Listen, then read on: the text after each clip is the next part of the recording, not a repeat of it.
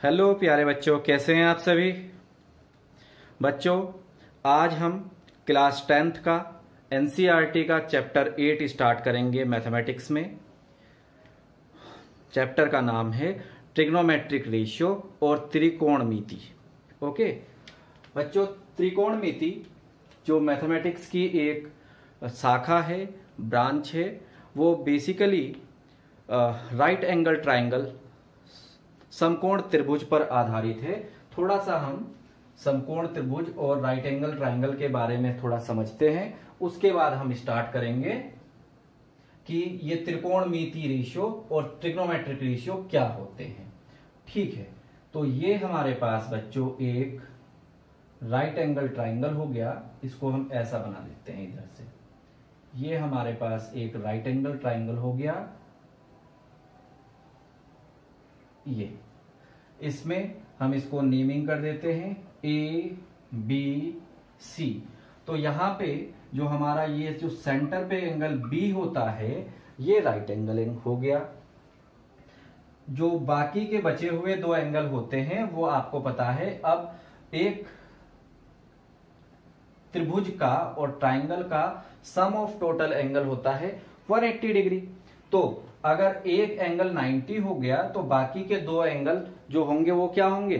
तो आंसर है वो कॉम्प्लीमेंट्री एंगल होंगे और या फिर वो एक्यूट एंगल्स होंगे। ठीक है, न्यून कोण होंगे। एक्यूट एंगल मतलब न्यून कोण। मान लीजिए कि अगर ये एंगल थीटा हो जाए तो ये एंगल कितना बचेगा? तो ये एंगल बच्चों हमारे पास बचता है 90 माइनस थीटा। ये वैल्यू हमारे पास बच जाएगी। तो एक समकोण त्रिभुज में या राइट एंगल ट्राइंगल में एक एंगल 90 होता है, दूसरा थीटा होता है और तीसरे एंगल को हम 90 माइनस थीटा करके निकालते हैं। जैसे कि अगर मेरे पास ये एंगल 30 डिग्री का हो जाए तो ये एंगल 90 माइनस 30 हमें 60 मिलेगा। इसी तरह से अगर इस एंगल को हम 60 कर देंगे तो ये एंगल हमें 30 डिग्री का मिलेगा। और अगर हम इस एंगल को 45 डिग्री का बना देंगे तो जो एंगल सी हमें मिलेगा वो भी 45 डिग्री का मिलेगा। तो ये तो कुछ इसकी आइडेंटिटियां हो गई कि एक राइट एंगल ट्राइंगल के जो बचे हुए दो कॉर्नर पे जो एंगल्स होते हैं वो क्या होते हैं। और बच्चों यहाँ पे एक चीज और समझिए आप लोग, ये जो जोड़ी है थीटा और 90 माइनस थीटा, बच्चों इस जोड़ी को बोलते हैं कॉम्प्लीमेंट्री एंगल। Complementary angles. ठीक है, तो देखकर पता लग रहा है कि कॉम्प्लीमेंट्री एंगल्स क्या होते हैं। सम ऑफ कॉम्प्लीमेंट्री एंगल इज 90। मतलब थीटा प्लस 90 माइनस थीटा करेंगे तो जो आपको रिजल्ट मिलेगा वो क्या मिलेगा? वो एग्जैक्टली 90 होगा। ये तो थोड़ी सी कुछ जानकारियां हो गई कि समकोण त्रिभुज के कुछ क्या स्थितियां हैं वो हमने समझ ली। दूसरा देखिए बच्चों, अब हम सेकंड थिंग को समझते हैं इसमें। अब जो एक राइट एंगल ट्राइंगल होता है समकोण त्रिभुज, उसमें जो ये भुजा होती है A B, this side A B is called base. ठीक है, और हिंदी में इसको बोलते हैं आधार। ठीक है, आधार भुजा। ठीक है, दूसरा देखिए,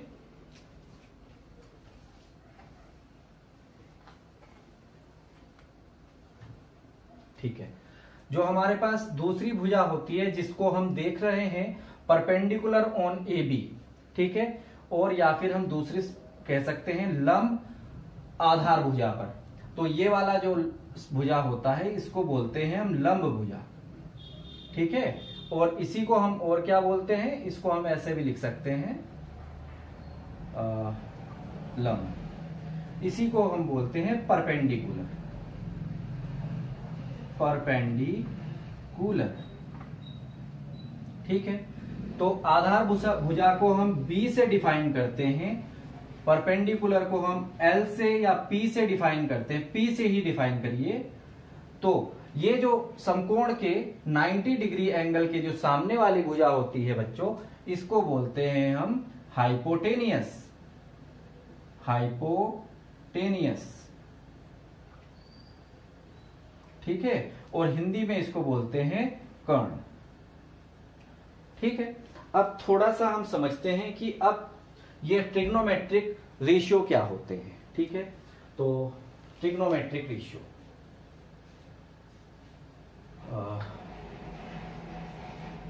ट्रिगोनोमेट्रिक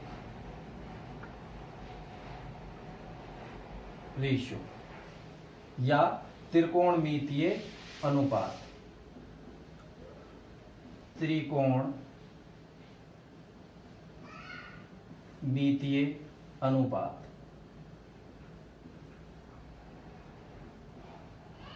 ठीक है, अब इसको समझते हैं हम कि ये क्या है।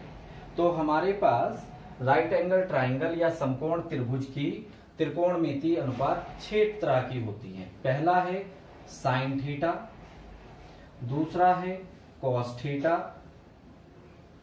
तीसरा है टैन थीटा, चौथा होता है कॉट थीटा, पांचवा होता है सेक थीटा, और लास्ट अनुपात होता है कॉसेक थीटा। ठीक है बच्चों, अब देखिए ये क्या होते हैं। पहला जो हमारे पास अनुपात होता है वो होता है लंब perpendicular upon hypotenuse, perpendicular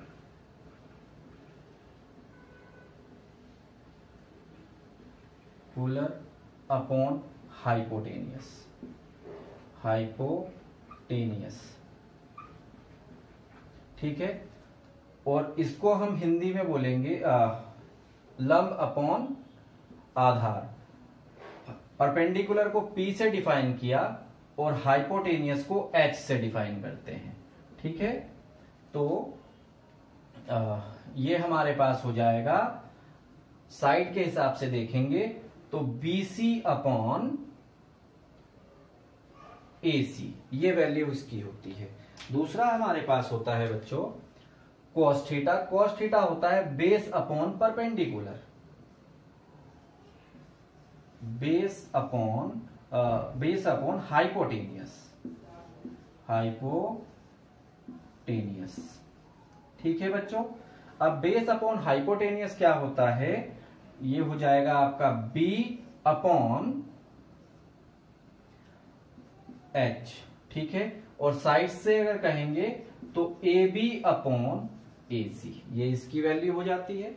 second हमारे पास होता है next tan theta. tan theta होता है perpendicular upon base,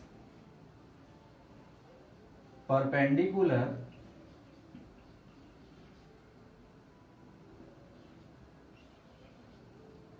upon base. ठीक है, मतलब P अपॉन B, ये वैल्यू हो जाएगी हमारे पास BC अपॉन AB। ठीक है, नेक्स्ट होता है इसका जस्ट उल्टा, तो ये वैल्यू हो जाएगा base upon perpendicular,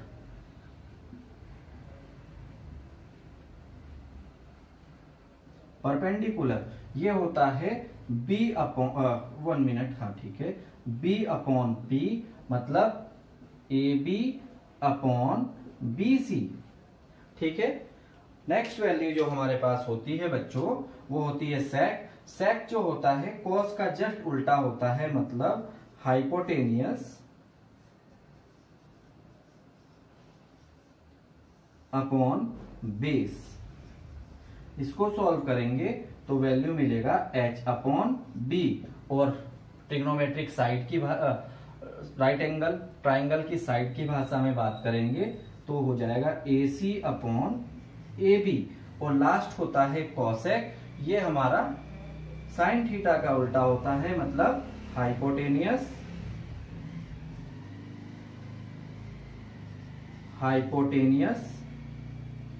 upon perpendicular.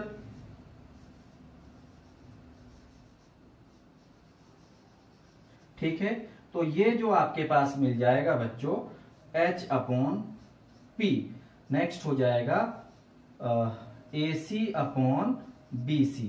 तो ये तो हमारे पास ट्रिग्नोमेट्रिक रेशियो है। अब थोड़ा सा हमारे पास इसको याद करने का एक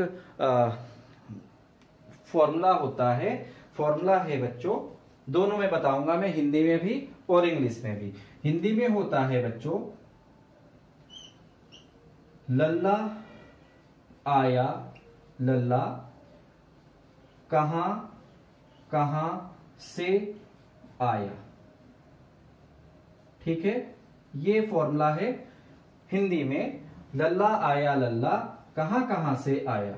और यहां पे आ जाता है sine cos tan, S for sine, C for cos and T for tan.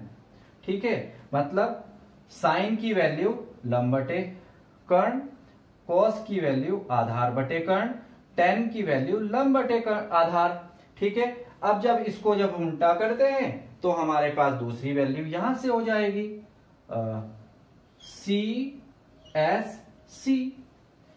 ठीक है, C का मतलब हो गया कॉट, कॉट होता है आधार बटे कर्ण, सेक होता है कर्ण बटे आधार, और कॉसेक होता है कर्ण बटे लंब। पर आप अभी फिलहाल इसी को याद कीजिए, लंब बटे आधार के लिए ये सब। ठीक है, अब नेक्स्ट देखिए इंग्लिश के लिए, इसी को हम यूज कर लेते हैं L B L, और इसका हो गया H H A।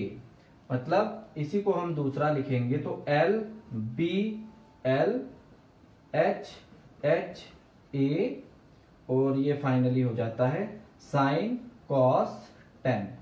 ये होगी आपकी हिंदी की आइडेंटिटी। हिंदी को हम इस तरह से याद कर लेते हैं। ठीक है, अब थोड़ा सा हम देखते हैं इंग्लिश के लिए क्या यूज करते हैं बच्चों। तो इंग्लिश के लिए हम यूज करते हैं perpendicular, base, perpendicular, hypotenuse, hypotenuse, perpendicular, hypotenuse, hypotenuse, base, और ये हो जाता है साइन कॉस टेन। ठीक है, अब इसको याद करने का मेथड क्या है बच्चों, देखिए perpendicular, base, perpendicular, Pandit Badri Prasad हर हर पंडित बद्री प्रसाद हर हर बोल सोना चांदी तोल। ये हमारे पास इसको याद करने का एक सिंपल मेथड होता है, ये आप याद करेंगे। दूसरी चीज क्या होती है बच्चों कि जो ट्रिग्नोमेट्रिक अनुपात होते हैं ये किसी एक एंगल के लिए हमेशा समान होते हैं, बदलते नहीं हैं। ठीक है,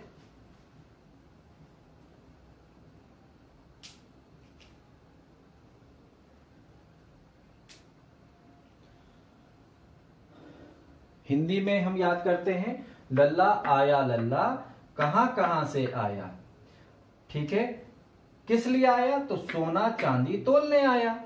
इंग्लिश में याद करेंगे तो पंडित बद्री प्रसाद हर हर बोल सोना चांदी तोल। बहुत इजी है। ठीक है, अब हम एक और चीज यहां पे समझते हैं कि कुछ रूल्स कैसे कैसे हैं। ठीक है, तो इस वाली एक्सरसाइज में हम कुछ इसके रूल्स को भी देखेंगे। देखिए नेक्स्ट हमारे पास हो जाएगा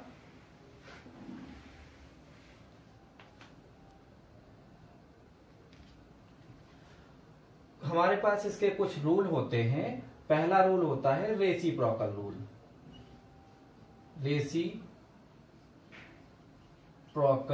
रूल। ठीक है, इसी को हम बोलेंगे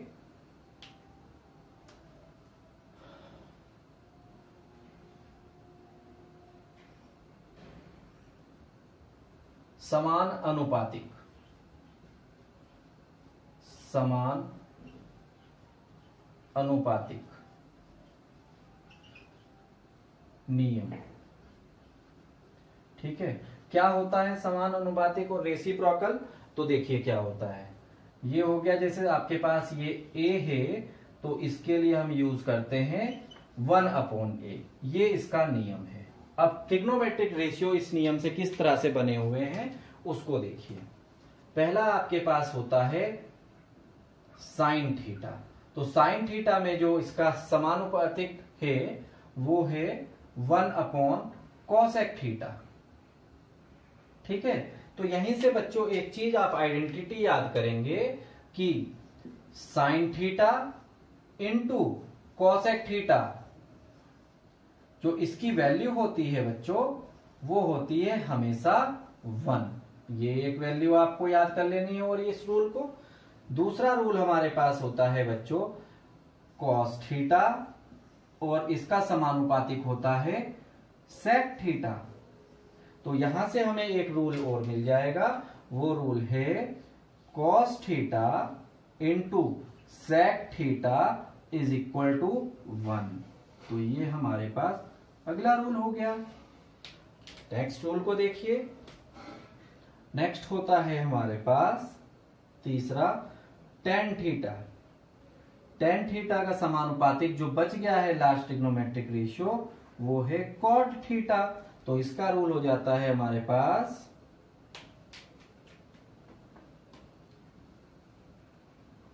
ten theta into cot theta is equal to 1। ये हो गए हमारे पहले 3 रूल। ठीक है, अब देखिए इसके बाद हमारे पास होता है स्क्वायर रूल। ठीक है, स्क्वायर रूल नहीं, स्क्वायर रूल से पहले हम समझते हैं quotient rule.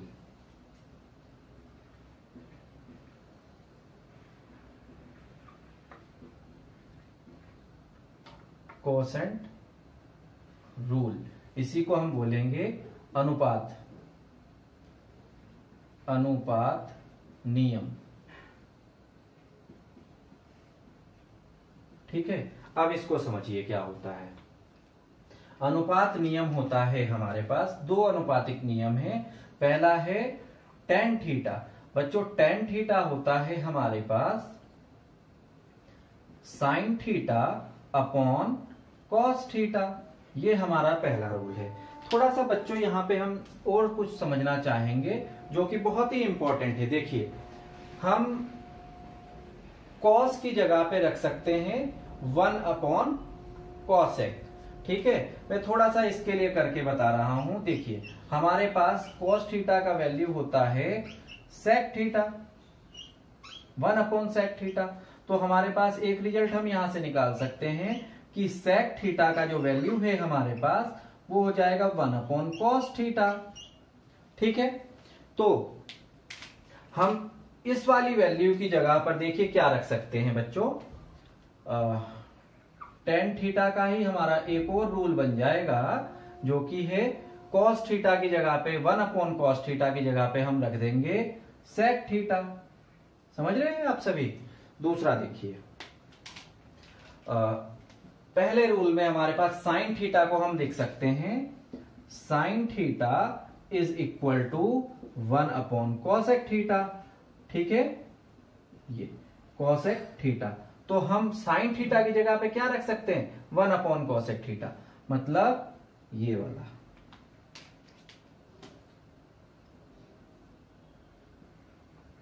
Cosec theta.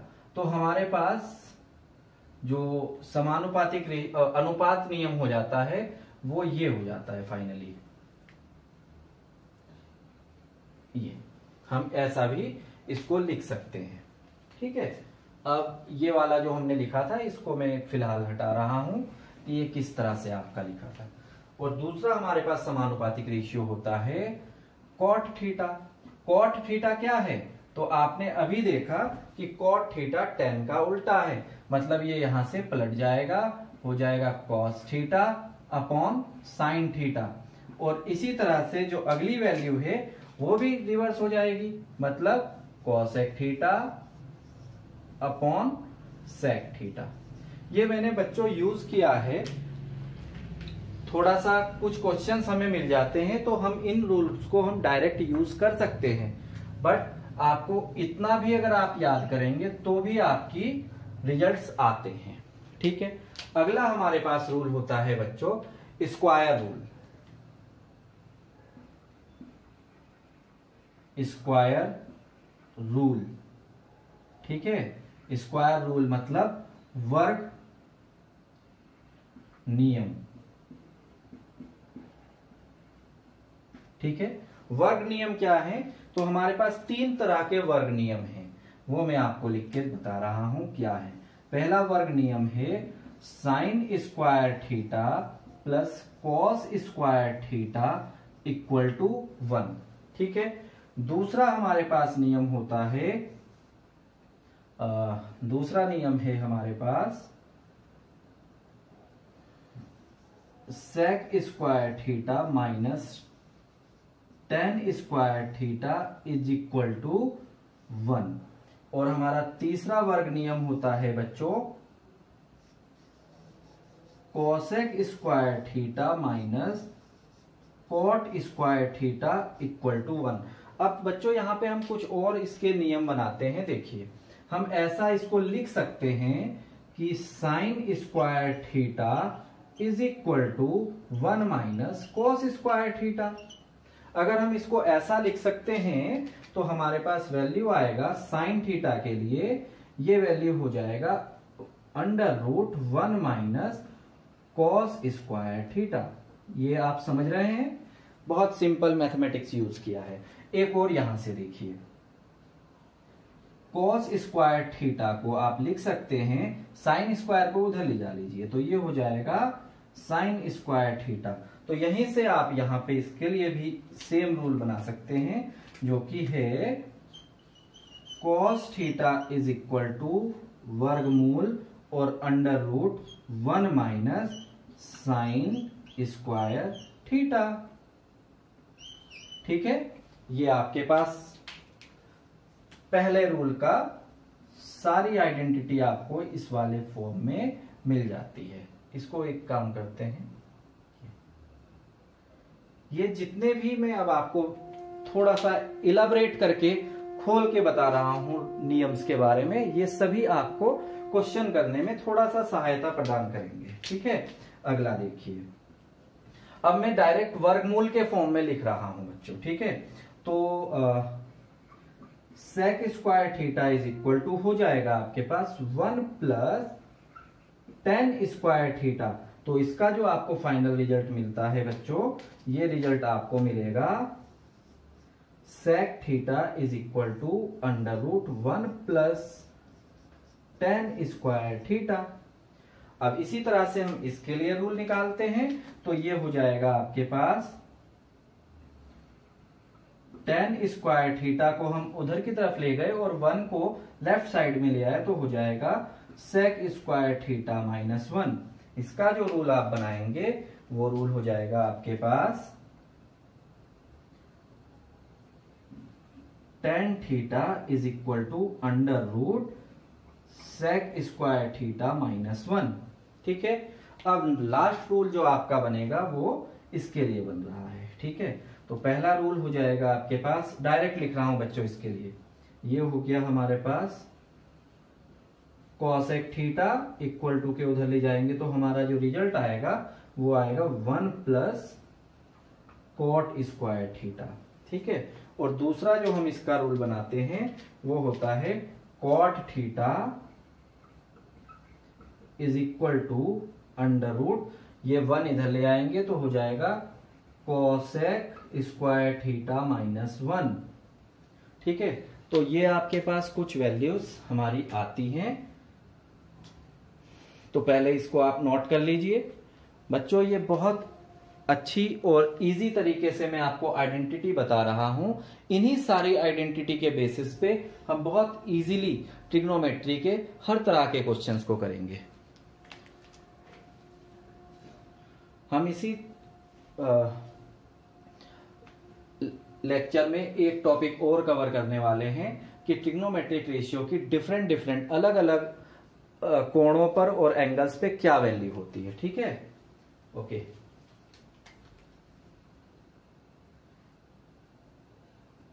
Okay students, next trigonometric value table. ठीक है, तो जो ट्रिग्नोमेट्रिक के सामान्य जनरल वैल्यूज होती हैं वो होती है 0 डिग्री के लिए, 30 डिग्री के लिए, 45 डिग्री के लिए, 60 डिग्री के लिए एंड लास्ट 90 डिग्री के लिए। ठीक है, तो पहली वैल्यू बच्चों आपको याद करनी है, उसके बाद में मेथड बता रहा हूं। तो पहली वैल्यू साइन 0 की जो वैल्यू होती है वो हमारी 0 होती है। साइन 130 की जो वैल्यू होती है वो 1/2 होती है। साइन 45 की जो वैल्यू होती है वो 1/√2 होती है। साइन 60 की वैल्यू होती है √3/2 एंड लास्ट वैल्यू जो होती है 1 होती है। तो आप देख सकते हैं बच्चों ये वैल्यू ग्रेजुअली बढ़ती जा रही है। थोड़ा सा मैं आपको बता रहा हूं, 0 ये हो जाती है 0.5, ये हो जाती है 0.707, ये वाली जो वैल्यू आती है ये आती है 0.831 और लास्ट वैल्यू 1। तो आप देख रहे हैं कि ट्रिग्नोमेट्री की जो वैल्यू होती है वो जैसे जैसे एंगल बढ़ता है वैसे वैसे 1 की तरफ बढ़ती है।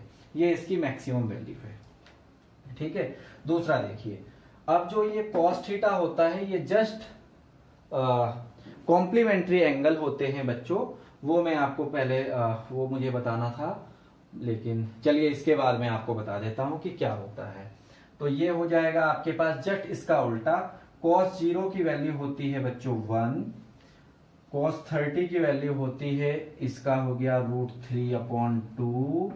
नेक्स्ट हो जाती है 45 और साइन 45 एक ही होती है 1/√2। cos 60 की वैल्यू होती है 1/2 और लास्ट वैल्यू हो जाती है 0। ठीक है, नेक्स्ट यहां पे आप देखेंगे कि जो tan थीटा की वैल्यू होती है, tan थीटा आपको मैंने बताया था कि जो tan थीटा होता है वो sin/cos होता है। ठीक है, sin/cos थीटा। अब देखिए बच्चों sin/cos तो हमारा 0/1 हो जाएगा, तो वैल्यू आपको 0 ही मिलेगी। जब हम यहां से √1/2/√3/2 करेंगे तो 2 से 2 कैंसिल हो जाएगा, वैल्यू मिलती है 1/√3।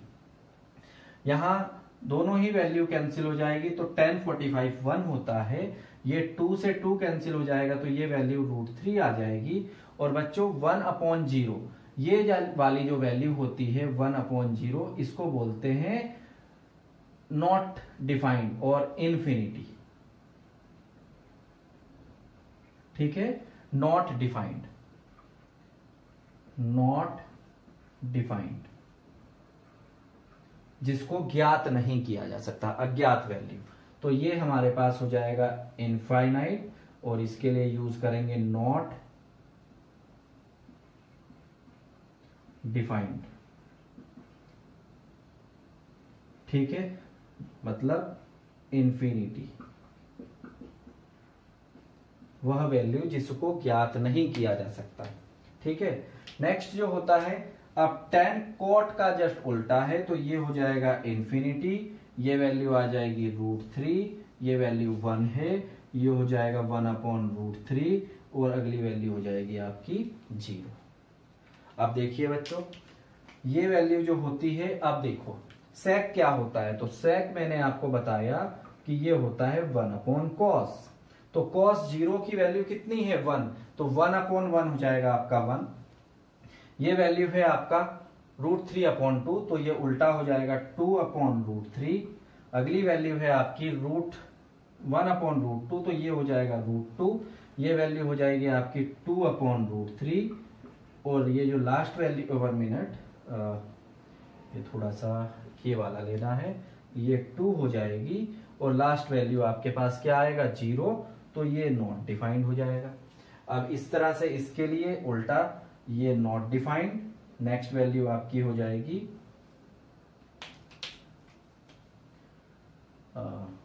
नॉट डिफाइंड, नेक्स्ट हो जाएगी आपका 2, ये हो जाएगा √2, अगला हो जाएगा 2/√3 और लास्ट वैल्यू हो जाएगी आपकी 1।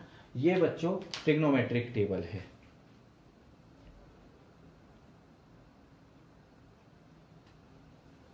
बहुत इजी मेथड है, आपको ये याद करनी है टेबल, उसके बाद आपको बहुत सरलता से सारे क्वेश्चन हो जाएंगे।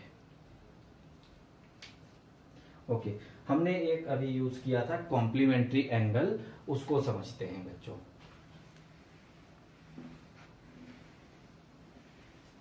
बहुत इंपॉर्टेंट आइडेंटिटी है कॉम्प्लीमेंट्री एंगल प्रॉपर्टी। देखिए क्या होता है,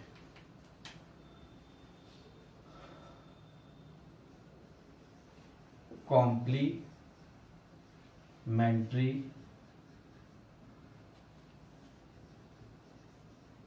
एंगल प्रॉपर्टी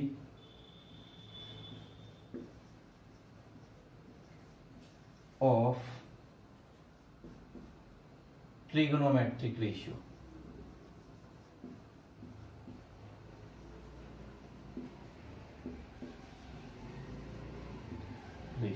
ठीक है, मतलब कॉम्प्लीमेंट्री होता है बच्चों संपूरक, पूरक,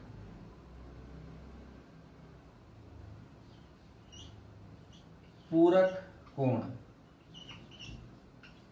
ठीक है, पूरक कोण मतलब एक एंगल अगर थीटा है तो दूसरा 90 माइनस थीटा होगा।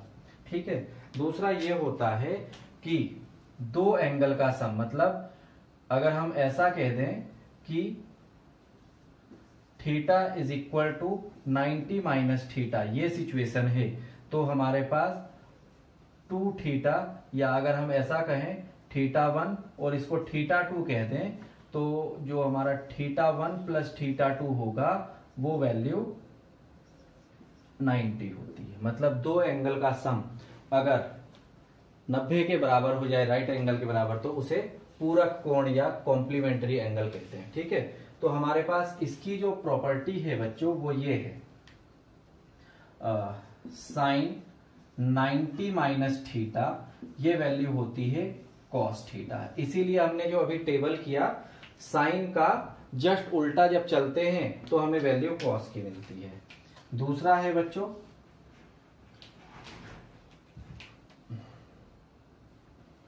कॉस 90 माइनस थीटा, इसका जो पूरक कोण होता है वो होता है साइन थीटा। ठीक है, तीसरी प्रॉपर्टी होती है कॉट 10 90 माइनस थीटा, ये जो रिजल्ट आपको मिलता है वो मिलता है कॉट थीटा। ठीक है, और जो लास्ट वैल्यू होती है बच्चों वो होती है फोर्थ, नहीं इसको ऐसे लिख लेते हैं, कॉट 90 माइनस थीटा, ये हो जाता है हमारे पास टेन थीटा। इसी में पांचवा हो जाएगा सेक 90 माइनस थीटा, ये होता है कॉसेक थीटा। और लास्ट जो आपका रूल होता है वो होता है छठा रूल, जो कि है cosec 90 minus theta equal to sec theta. इसे आप बच्चों याद रखेंगे, बहुत ही इंपॉर्टेंट ट्रिग्नोमेट्रिक अनुपात का कॉम्प्लीमेंट्री एंगल और पूरक कोण नियम है। थोड़ा सा और एक देख लेते हैं कि होता क्या है। देखिए ये क्वाड्रेंट पे बेसिस है, इसको बोलते हैं फर्स्ट क्वाड्रेंट, ये होता है सेकंड क्वाड्रेंट, ये होता है आपका बच्चों थर्ड क्वाड्रेंट, और लास्ट वाला होता है आपका फोर्थ क्वाड्रेंट। ठीक है, तो जो हमारी 10th क्लास की ट्रिग्नोमेट्री है ये हमारी फर्स्ट क्वाड्रेंट की ही होती है। तो ये बच्चों स्टार्ट हुआ 0 डिग्री से, और जैसे ही ये इस पॉइंट पे पहुंचता है तो ये 90 डिग्री हो गया। यही तो होती है सिचुएशन हमारी राइट एंगल की। तो ये वाला जो यहाँ पे जो एंगल होता है, इस वाले एंगल की वैल्यू हमारे पास जो फाइनली होती है बच्चों वो होती है 90 माइनस थीटा, और ये वाले पे जो होती है वो होती है 90 प्लस थीटा। ठीक है, ये जो वर्टिकल लाइन है इसके लेफ्ट राइट में 90 माइनस थीटा और लेफ्ट में 90 प्लस थीटा। अच्छा देखिए यहाँ पे और दूसरा चीज क्या है, एक फॉर्मूला होता है ए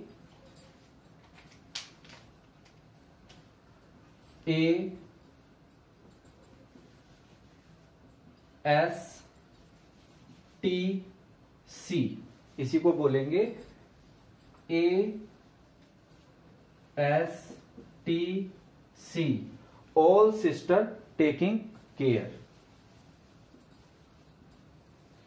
ऑल सिस्टर्स